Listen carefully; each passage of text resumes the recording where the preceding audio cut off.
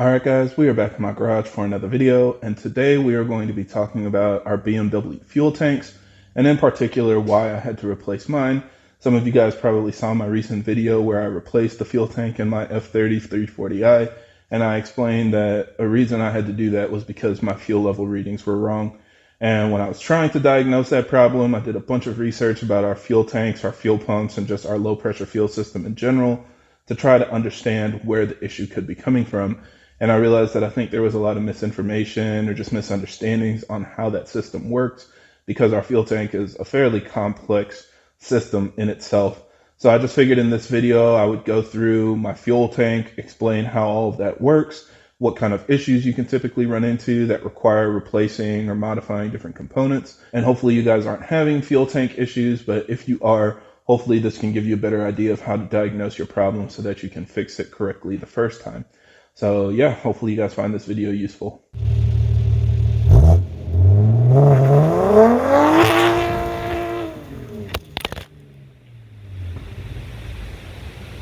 Now, as always, for everybody that's new to the channel, I create these videos to help keep you updated on the latest developments in our community, as well as discuss technical topics so that we have a better understanding of how our engines work.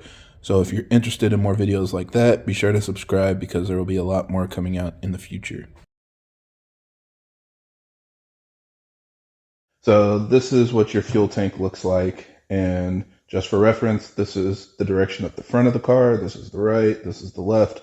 If you're actually sitting in the driver's seat, that kind of gives you a frame of reference. But I think the first thing that people are surprised by is just how big the fuel tank is, because it literally spans the entire width of the car. I know some people think it's just like a little box under the car, or I've seen people say, oh, you know, the right side of my car sits lower than the left side because my fuel tank's on the right side, and they think it's just kind of a pocket behind where the fuel filler comes in, but it's literally under the entire rear bench for most cars except for the Supras. In the Supra, since they don't have a rear seat, it's kind of like underneath the rear trunk area. But this is where your rear passenger would sit, on top of this area, and your rear driver's side passenger would sit on top of this area. So just in general, a couple things to look at. This is where your parking brake clips in. So obviously that's something that can fail. If it does fail, you're supposed to loosen this and kind of lower the fuel tank to unclip the parking brake and install the new one. So that's pretty annoying, but that of course can cause you to go pretty far with a fuel tank replacement, or kind of in the process of a fuel tank replacement.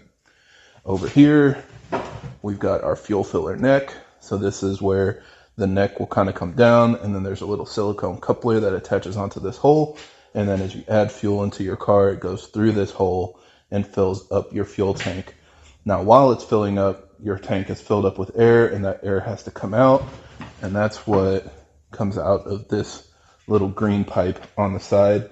So that pipe will actually send air back towards the engine. And then when you turn on the car, when you're driving your car, it will suck out the gas fumes, and for emissions purposes it gets routed back into the intake and then burnt off in the engine, and then it comes out through the catalytic converter. So that just kind of cleans up the gases that would be coming out of your fuel tank if you just had it venting to atmosphere. Now, something else that you might notice is there's kind of like a big hump here, and the reason why is because obviously they want the fuel tank to take up as much space as possible, or as is appropriate, I guess I should say, because you want to have enough fuel in the car, but you don't have unlimited space for packaging down here. And F30s in particular are all rear-wheel drive based. Pretty much all BMWs are, except for like the new 2 Series Grand Coupes, which are built on like a mini chassis. So those cars are front-wheel drive.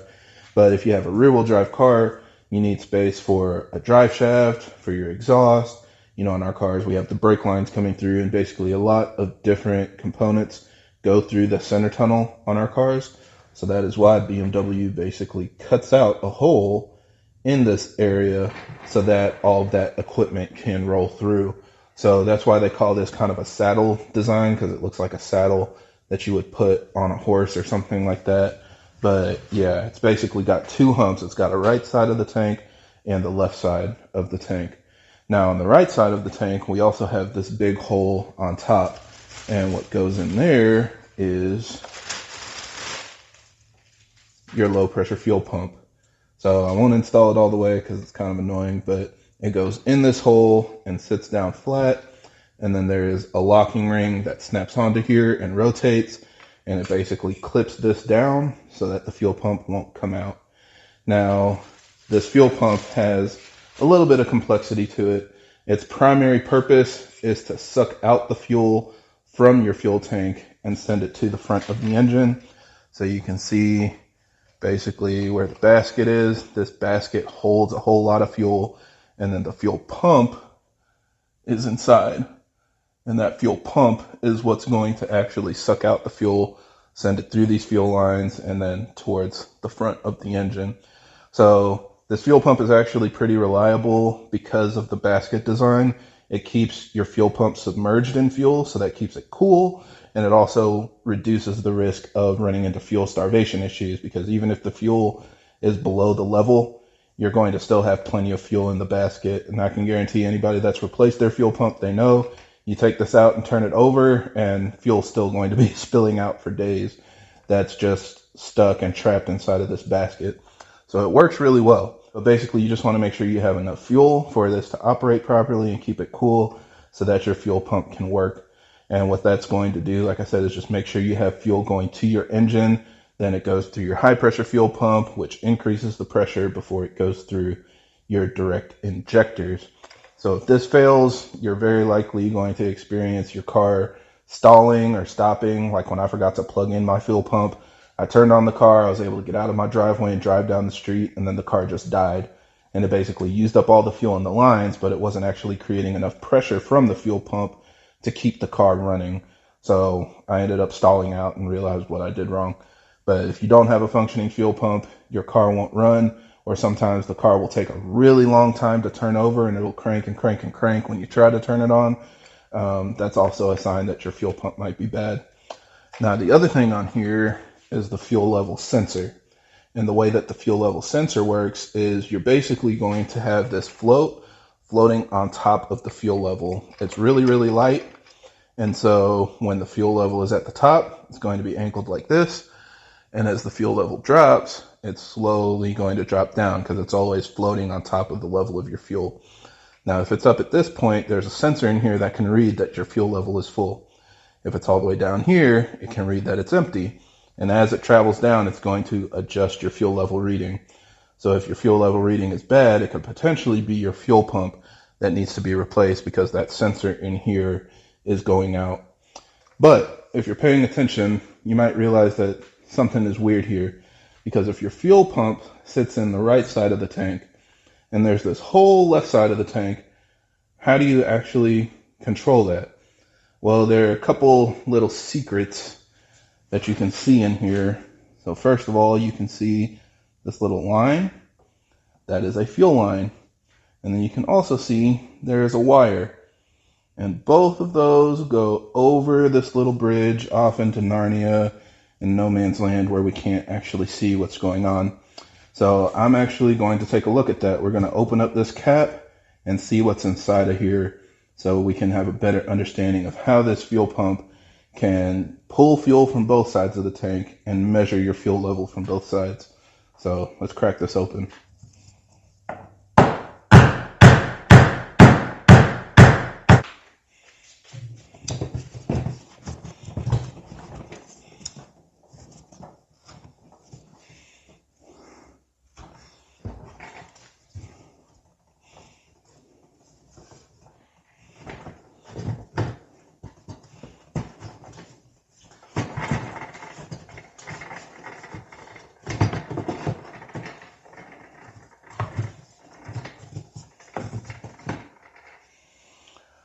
All right, so that was, as always, it's harder to take this stuff apart than I anticipate, but luckily I had those cutters to take this off.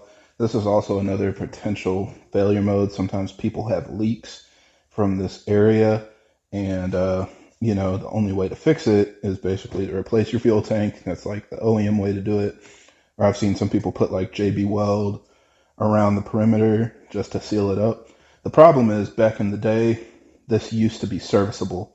There was actually a hatch, just like this one, that you could pop off and service things inside of here. And BMW in their infinite wisdom took that away. I'm assuming, you know, this is cheaper. And so now we're not able to access this.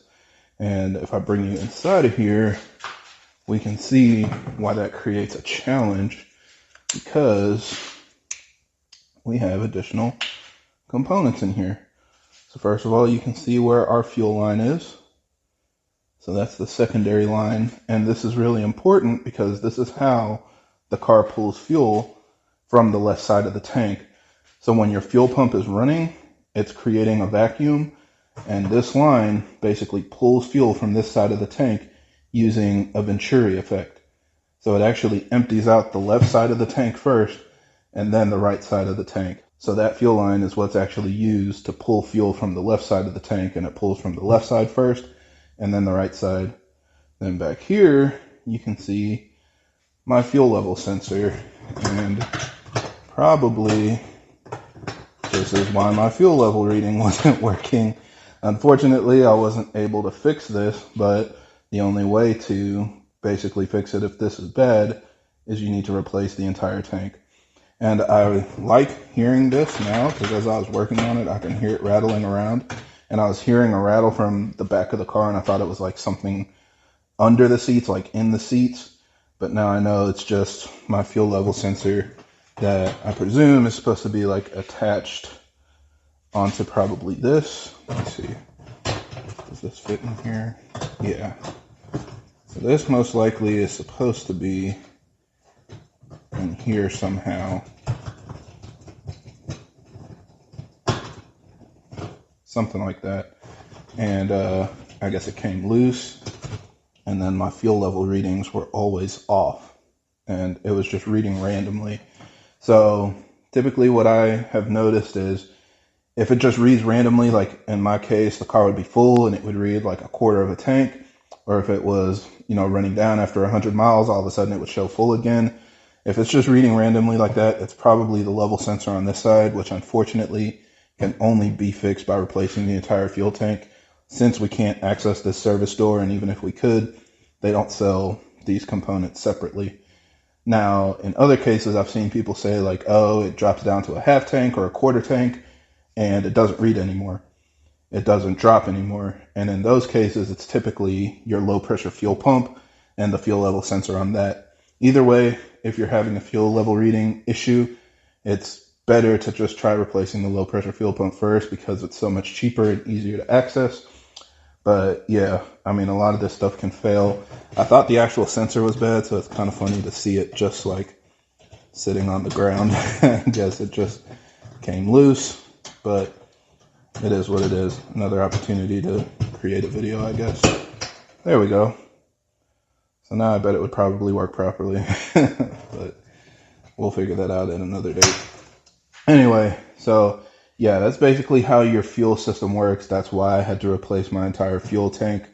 Hopefully this helps you guys out if you just didn't have a good visual of what was going on.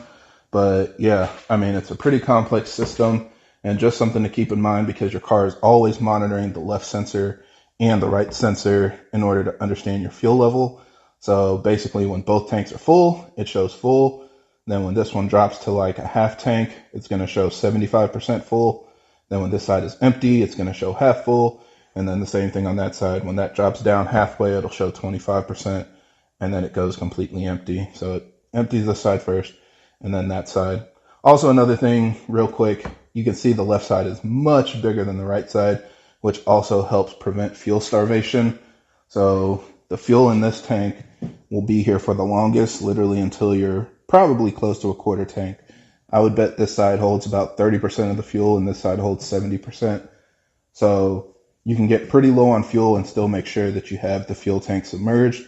And then whether you're going fast in acceleration, left-hand turn, right-hand turn, it still keeps fuel relatively around that fuel pump. So it's also nice that they considered that when they were creating this design.